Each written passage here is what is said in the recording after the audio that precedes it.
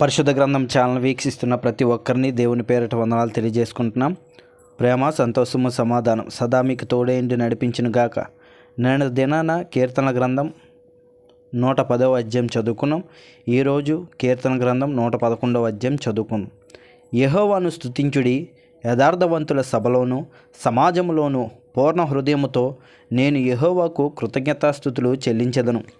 యెహోవా క్రియలు గొప్పవి, వాటి యందు ఇష్టము గల వారందరూ వాటిని విచారించుదురు. ఆయన కార్యము మహిమ ప్రభావము గలది, ఆయన నీతి నిత్యము నిలకడగా నుండును. ఆయన తన ఆశ్చర్య కార్యములకు జ్ఞాపకార్థ సూచనను నియమించి ఉన్నాడు. యెహోవా దయదాక్షిణ్య పూర్ణుడు, తనయందు భయభక్తులు గలవారికి ఆయన ఆహారమిచ్చి ఉన్నాడు. ఆయన నిత్యము తన నిబంధన జ్ఞాపకము చేసుకొనును.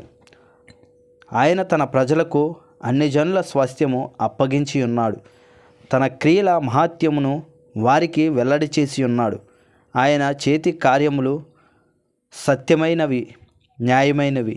ఆయన శాసనములన్నీ నమ్మకమైనవి. ఆయన శాశ్వతముగా స్థాపింపబడి ఉన్నవి. సత్యముతోనూ యథార్థతతోనూ అవి చెయ్యబడి ఉన్నవి. ఆయన తన ప్రజలకు విమోచనము కలగజేయువాడు.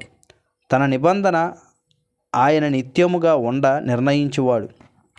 ఆయన నామం పరిశుద్ధమైనది, పూజింపదగినది. యెహోవా యందలి భయము జ్ఞానమునకు మూలము. ఆయన శాసనములను అనుసరించు వారందరూ మంచి వివేకము గలవారు. ఆయనకు నిత్యము స్తోత్రము కలుగుచున్నది.